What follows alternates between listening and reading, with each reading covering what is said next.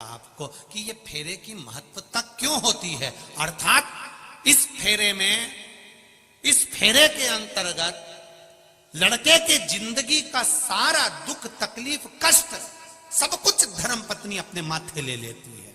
इसलिए जब दुख की घड़ी आती है तो धर्म पत्नी अपने पति को एक ज्ञानी बनकर ज्ञान भी दे देती है। तुम चिंता मत करो, हो गया ना कर्जा, धीरे धीरे चुकेगा, टेंशन लेने की जरूरत नहीं है, आप तो अपना कर्म करो, देखा जाएगा। मेरी रकम पड़ी है ना, वो दिया। धर्म पत्नी विल पावर मजबूत करती है, धर्म पत्नी बल देती है। क्यों टेंशन लेते हो, मैं बैठी हूं ना, मैं चलती हूं ना तुम्हारे साथ में, मैं आगे बढ़कर काम कर दूंगी, तुम चिंता मत करो। तुम लगाओ दुकान, मैं बर्तन धो दूंगी, तुम लगाओ ये काम, मैं तुम्हारे साथ कदम से कदम मिलाकर काम करूंगी। वो होती है धर्म पत्नी। शिव जी ने अपनी पत्नी से कहा, विष मेरे लिए आया है, मैं पीऊंगा, मर जाऊंगा, तो क्या तुम मुझे देखती रहेगी? धर्म पत्नी कहती है, तो मेरा क्या काम है? पति कहता है, अनसुईया पति को लेकर आ गई, सावित्री यम की केस से लेकर आ गई, तो तू तेरे पति को मरता हुआ देख लेगी? पार्वती जी कहती, अब भी अच्छे से पियो, तुम जरा पियो पियो, मैं निपट लूंगी सब। शंकर भगवान ने विष का प्याला लिया, शिव जी ने विष पीना चालू करा, पार्वती मैया श्वास में से निकल गई।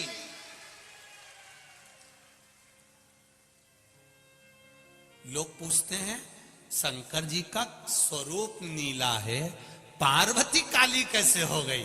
शिव जी कहते हैं, विष तो उसी ने पिया था, विष तो उसी ने पिया था। कंठ में बैठी है, कंठ में।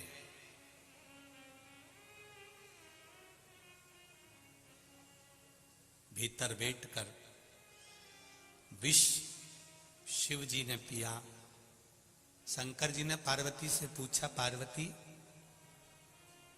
विष मेरे गले में है। पार्वती जी कहती हैं, मैं भी आपके कंठ में ही हूं। आपने मेरे कंठ में मंगल सूत्र बांधा था, आपके कंठ में मैंने माला पहनाई थी, वो माला साधारण नहीं थी। तुम्हारी पार्वती तुम्हारे साथ कदम से कदम मिलाकर खड़ी,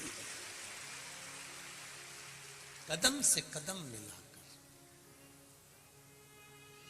एक धर्म पत्नी का सबसे बड़ा धर्म है, पति अगर गलत मार्ग पर जा रहा है, व्यसन में जा रहा है, मदिरा पान में जा रहा है, मांसाहार में जा रहा है, जुए में जा रहा है, वेश्यावृत्ति में जा रहा है, धर्म पत्नी का फर्ज है उसको सुधारने का प्रयास करो।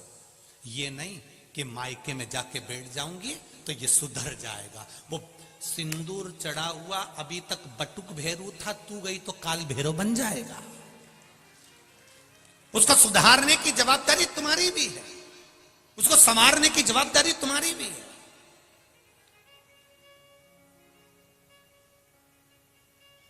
कई कई माताएं भी कह देती हैं अपने अपने बेटे के लिए, सुधर जाएगा री, तो ज्यादा ज्ञान मत दे। कल की आई और मेरे छोरे को ज्ञान दे रही है। मेरी माताओं से निवेदन है, तुम इतने साल में नहीं सुधार पाई तो अब क्या सुधार लोगी?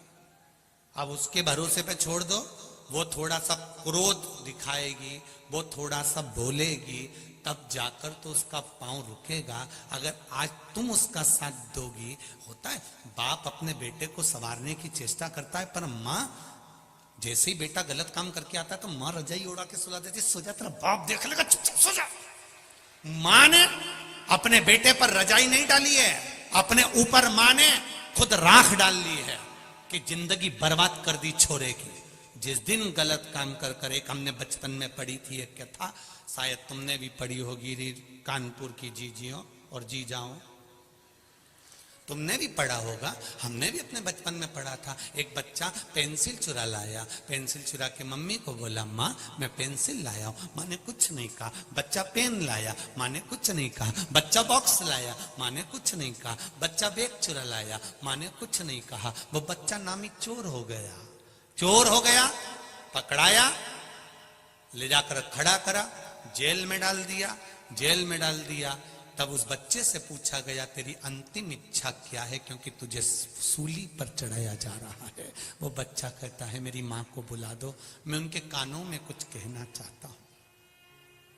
मेरी माँ को बुला दो, मेरी माँ के कानों में कुछ कहना चाहता हूं। माँ को बुलाया, बच्चे ने अपने दांतों से मां का कान पकड़ लिया, खून बहने लगा। पुलिस वालों ने छुड़ाया, छोड़ ये तेरी मां है। वो कहता है आज सूली पर चढ़ाने वाली भी ये मेरी मां है। अगर पहली बार पेंसिल चुराई थी, थप्पड़ मारती तो आज मैं चोर नहीं बनता। हम अपने बच्चों को अगर संवारेंगे तो बच्चा संवरेगा। हम अपने बच्चों को नेक मार्ग दिखाएंगे तो नेक मार्ग पर चलेगा। हम अपने बच्चे को सुधारने का प्रयास करेंगे, बच्चा सुधरेगा। आप अगर बच्चे पर रजाई डाल रहे हो तो बच्चा भी सोचेगा कि मेरी मां मेरा पक्ष ले रही है तो वो गलत करेगा, ये निश्चित है। थोड़ा सा सवारिया हमने पढ़ा है बचपन में, शायद आपने भी पढ़ा होगा, ऐसा नहीं है कि नहीं पढ़ा होगा, पढ़ा सबने होगा।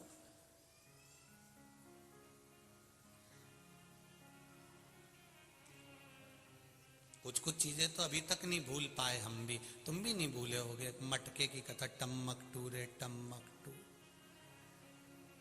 शिव कथा कह रही है। सती मैया ने शिवजी से विवाह करा। दक्ष प्रजापति की दृष्टि में शिव बुरे कैसे हो गए? केवल एक कारण शंकर भगवान का समझ में आ गया, मैं आया और शिवजी ने मुझे प्रणाम नहीं करा। इतनी सी बात, इतनी सी। अब किसी ने कहा कि शिवजी महाराज, चंद्रदेव को काया का रोग हो गया। देवऋषि नारद ने कह दिया शिवलिंग का निर्माण करो, शंकर भगवान की पूजन करो। शिवलिंग के निर्माण करने से, पूजन से क्या मिलेगा? ये तो कई लोग अब शब्द कहते हैं कि गुरुजी तो शिवरात्रि पर शंकर जी का अभिषेक कराते हैं और शाम को कराते हैं, रात्रि को कराते हैं। अरे भैया, शिवरात्रि का मतलब है शिवरात्रि, रात भर शिव जी की आराधना कर सकते हो। और केवल महाशिवरात्रि से मतलब नहीं है, 12 महीने शिवरात्रि आती है, 12 महीने रात भर शंकर की आराधना कर सकते हो। मेरे शिव जी की पूजन के लिए कोई समय मेरे शंकर के लिए नहीं बताया गया कि तुम सुबह पूजन करना, कि दोपहर में करना, कि शाम को करना। शंकर जगत के पिता हैं और पिता के कमरे में जाने के लिए बेटे को संकोच नहीं करना चाहिए। जब मर्जी पड़े तब चलो। तुम्हारा मन करे जब भगवान भोलेनाथ के पास जाओ, तुम्हारा मन करे तब शिव के पास जाओ। जैसे रायसेन से आए हुए बेटे ने लिखा कि हम जैसे नवयुवक बच्चों में भगवान के प्रति विश्वास जागृत हुआ है शिव महापुराण के माध्यम से। और मेरे नवयुवक बेटा बेटियों से निवेदन है, संकोच मत करना। जैसे बेटे ने कथा सुनी, कथा सुनने के बाद दूसरे दिन से नियम बना लिया कि मेरा सब कुछ हो गया पर ज्वाइनिंग लेटर ही नहीं आ रहा, तो उसने भी तो हिम्मत कर कर शंकर के मंदिर में जाना चालू करा। लोगों ने ताने भी दिए होंगे, पढ़ा लिखा लड़का है, बताओ महाराज के कहने पे चल दिया। वो सियोर वाला महाराज ने तो लोगों को पागल करके रख रखा है, सबको मंदिर भेज देता है।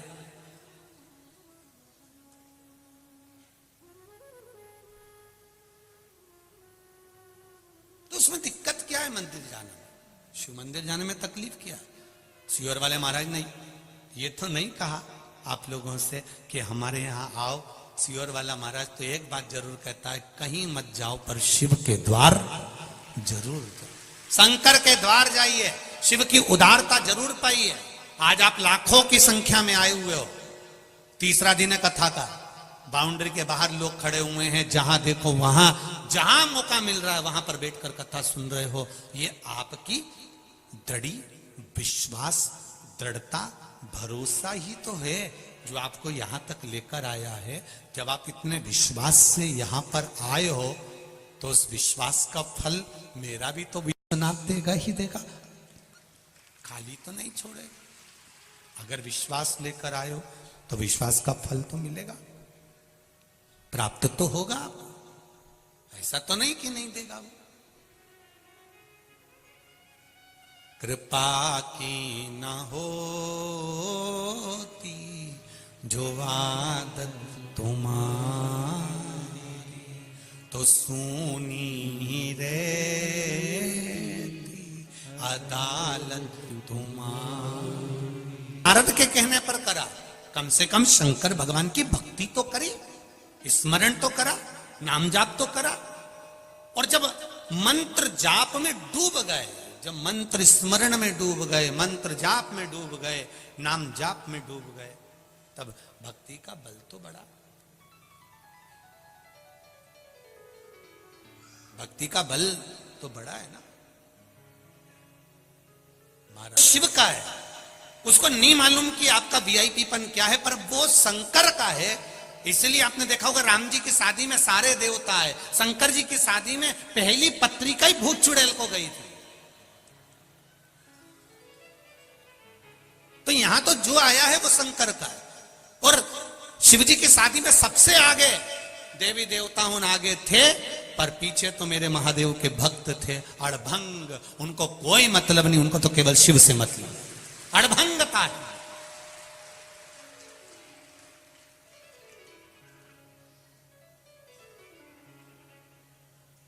हमारा ये मना नहीं है, हमारे लिए वीवीआईपी वीआईपी और आप सब एक जैसे हो। हमारे लिए उसके लाखों दीवाने बड़े से बड़े उसके चरणों में कंकड़ माटी से पड़े, उसके लिए सब बराबर।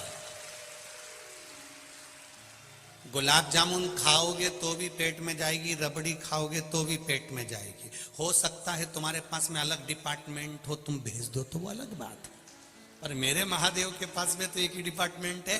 जो शिव की कथा में आ गया, भगवान ने कह दिया वो भले कुछ भी है उसकी झोली में भर कर भेजूंगा। वो गरीब है अमीर है जो है, उसकी झोली मुझे भर।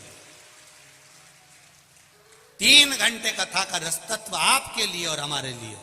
केवल आप कथा सुनते ऐसा नहीं है, हम भी कथा सुनते, बाँचने के साथ में हम भी उस बल बढ़ाएं, उसका रसतत्व बढ़ाएं।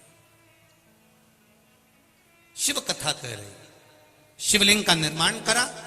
और निर्माण करने के बाद में शंकर भगवान के शिवलिंग के निर्माण का जो आनंद था वो चंद्रदेव ने पा लिया और काया के रोग से मुक्त हो गए।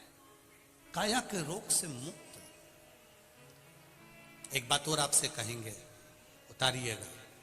जिसके शरीर में सफेद चमड़ी पड़ने लगती है, चर्म रोग हो जाता है, या चेहरे पर आंख के पास में पूरा कालापन आ जाता है, उसको हमेशा याद रखना है, लाल चंदन का लेपन पीपल के पत्ते पर करिए। काय पर करना है? पीपल के पत्ते पर लाल चंदन का लेपन करिए।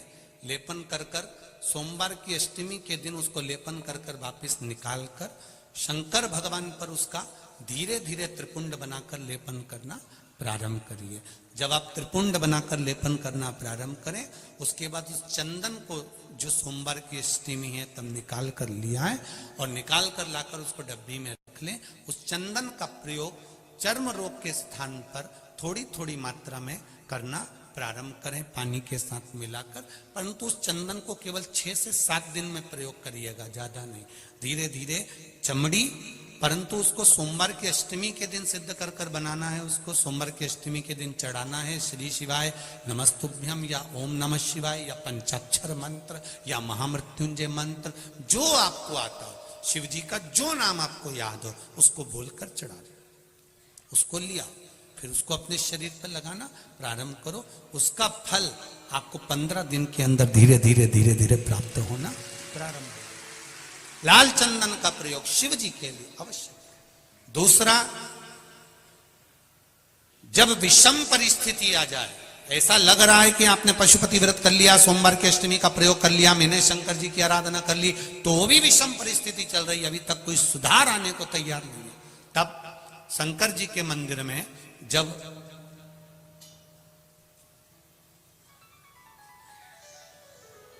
बेलपत्र चढ़ाने के लिए आप जाएं, तब प्रयास करिएगा कि बेलपत्र को, अशोक सुंदरी का स्थान सबको मालूम है ना? बोलो, जम के बोलो जरा, मालूम है सबको? अशोक सुंदरी वाली जगह पर बेलपत्री को डंडी वाली जो जगह है जहां से पानी बहकर जाता है उधर रखना। उसी बेलपत्री को वापस उठाना है। शिव जी के शिवलिंग पर जब बेलपत्री रखो तो डंडी का भाग, आप यहां बैठे हो तो डंडी का भाग पीछे की ओर होना चाहिए। शिवलिंग जैसे ये है तो डंडी का भाग पीछे की ओर, उसको रखकर 7 लोटा जल भगवान शंकर पर समर्पित कर दीजिए अपने भाव को रखते हो। अगर विषम परिस्थिति चल रही है, आपने पशुपति व्रत कर लिया, सोमवार के अष्टमी का कर लिया, उसके बाद भी कार्य नहीं हो रहा, अटक रहा है किसी कारणवश, कोई फाइल मोटी है, थोड़ा समय लग रहा है, तो 7 लोटा जल का प्रयोग करें। धीरे धीरे 7 लोटा जल शिव जी को बाल्टी में भरकर ले जाएं अपने घर से। 7 कलश जल शिव जी को समर्पित करना है और समर्पित करने के बाद उस बेलपत्री को वापिस अपने ही घर पर लेकर आ जाना। 11 दिन 21 दिन उसको रखो, फिर उसका विसर्जन वापिस किसी नदी, सरोवर, तालाब या वृक्ष के नीचे कर दीजिए। बाबा हाथ पकड़कर बाहर निकाल ही देगा। परिस्थिति अगर बहुत विचित्र, विषमता, बहुत विषम परिस्थिति में उस जगह पर इसका प्रयोग कर सकते। शंकर भगवान को रिझाना, बेलपत्र का प्रयोग भगवान शिव को रिझाने का जो आनंद है, शिव को जो मनाने का आनंद है, वो एक स्वरूप ही अलग है, उसका एक स्वरूप आनंद। शंभु शरणे पड़ी मांगू घड़ी रे घड़ी, दुख काटो दया करी ने दर्शन। शिव की आराधना का फल प्राप्त करें, भक्ति प्रबल होनी चाहिए। चंद्रदेव की काया ठीक हो गई। आज दक्ष प्रजापति की सभा लगी है, शिव जी